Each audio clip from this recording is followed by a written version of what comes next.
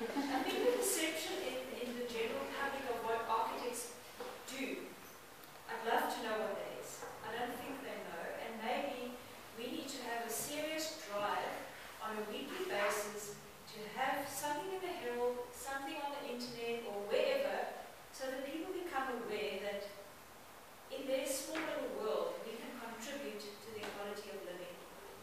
And as you said, it's not just the excellent projects and the award-winning guys that are making a change, but as ordinary people, we can have an architect change the way we live. And maybe that's what we need to try and do as well, is to try and find out what this home means. You know, that's such an important thing that you're speaking about there, because architect is such an old profession that has just been in the public mindset for such a long time. So people have developed a view of what that means. And the O can probably mean, oh yes, oh, that guy that chooses the paint color in the lounge. Oh, nice. If we, by contrast, if you have a more confusing, important sounding profession like Rory's, where you're a financial consultant, that sounds...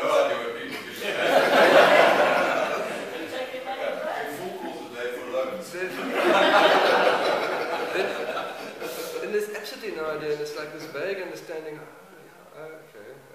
So it's like, it's almost easier in that way. But I think architects have got a much better, we've got a strong profession that's happened for a very long time. And Lorinda, my call in this paper is that each and every one of us in our own sphere of influence step out of our Victorian modesty. The kind of modesty that stops us talking, stops us challenging people, and stops us making comments about how things could be different, and stops us thinking that we need to limit ourselves to our modest view of what our contribution can be. We don't talk, and we don't write in the Herald, and we don't stand up in church or wherever it is, because we think that somebody else is looking after how the city is going to become. Nobody's out there. My best friends are town planners and engineers and lawyers and elected officials. They're fantastic people, but they've got absolutely no idea of the shape and the form that the city is going to take. They've got no idea. They haven't even got a wish. They haven't even got a desire. Their minds are filled with issues of compliance and getting it right, and not breaking the rules. You know? If you think there's somebody out there other than us in this room that are interested in how the city is going to be, I haven't met them. And I don't think any of us have met them. We are it, unfortunately. And until somebody else comes along that convinces us to change our mind, you know, then we'll change our mind. But that is unfortunately the burden with which we are laden. Sorry, can I just make that point? I think our interaction with the Metro as the authority in town, in terms of town planning, in terms of the passing of plans, there's a lack of cooperation, I think. Certainly I've experienced a lack of cooperation for them to actually work with us. They tend to put stumbling blocks in your way and close the doors. And there's no interaction, there's no positive interaction, certainly, in many instances. Whereas I feel collectively they should embrace our support and not see it as a threat or seen as the architects being funny or whatever the case is. But I feel that there's almost a kind of always an us and them type of thing, which is quite sad. I think most of us, certainly in the room, are all from EE. We kind of all started life in Central, and we look at Central and we just want to cry. And the decay of the city, and there's just a hopeless way of trying to change it. Absolutely. Sorry, what is kind of like move along the same lines? First of all, thank you very much. That was a very nice presentation. Just one question. The municipality right down to us, an architect's office. There's an architect's office there. But you never get the feeling that you can go to an architect's office in the municipality unless you really want to go and find out whether what I've drawn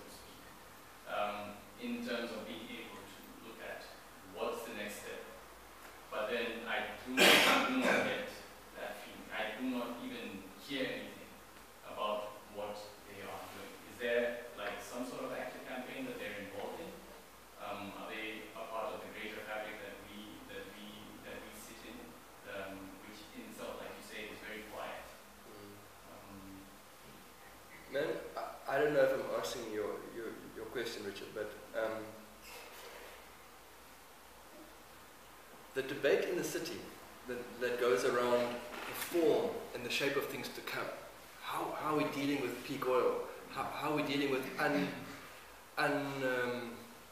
picking this town and township dynamic? And how we undo our sprawl? That debate, on paper, it is happening, and it's led by a process called the IDP. But if you break down what the IDP, for those of us that don't know, it's the Integrated Development Plan. But if you really break down what it is, it's no more than a collection of policy positions and lists of future projects, and then a whole lot of community participation. We have swapped, in this country, we have swapped the idea of leadership and for community participation.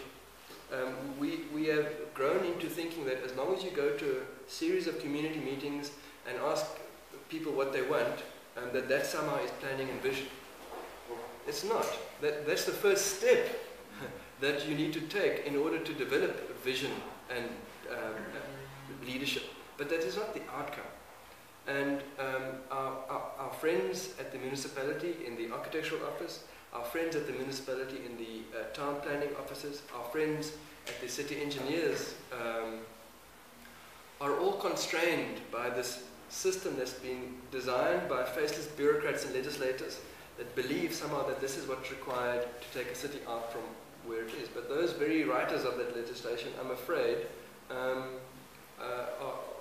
didn't have the same belief in their minds as we do. And we have the belief in our minds that the world can be a better place. We have the belief in our minds that our cities can be better places. We have the belief in our minds that things can be different from what they are. We're constrained in this way. And we're burdened with a number of constraints, including these. But that shouldn't stop us, I think, from trying to paint the picture as often as we can about a place that can be different. So I'm not as encouraged as you may be, Richard, about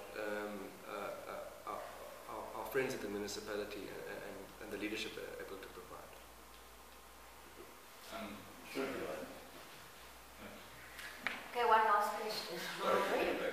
So, and I think all of it today is very reassuring and absolutely excellent. Well, why don't you guys in the Institute sit down and approach the edge of the hill and ask for a slot once a month to write a column about a new building, about town planning issues, about peak oil, about whatever, and sit down amongst yourselves and say, look, Albert will do this one, Tim will do that one, and maybe you want to get a journalist to who writing is a natural thing, who then overwrite it or something like that. And at least your voice will then become clear, because they're all given to you. The challenge is that, as you know, because you do write and I write, it's actually a lot of work. You're going out on stage and you want to get your words right. You know, like it's, you've got to learn them, and it's exhausting. So if you try to do it once a week, you'll go mad. But if you apportion it amongst yourselves, semi-interview that you'll do it over an 8-month period, I'm sure you could make a tremendous impact on the non-debate about how the city should be moving forward.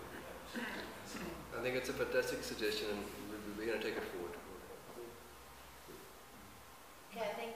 Can I just make one Okay. Kucha are masters at marketing themselves. If you open the paper, there's an article about this project coming, so many job creations. A year later, that project still hasn't come, but they are seen to be in the paper all the time. And they create an expectation, they create some form of confidence, and maybe we can learn from them. They're very good at it. They are very good, Lorinda.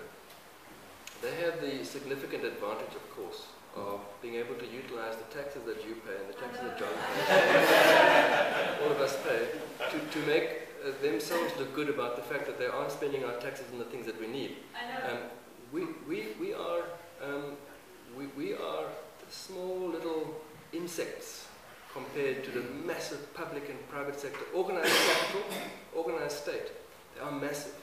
And we have somehow got to get our voice heard, our little voice heard in this massive, big, expensive, taxpayer and corporate cash-dominated environment. How do we do it, Lorinda? That is fine. There's an Afrikaans saying that says it's die kleine appels vir die wingerd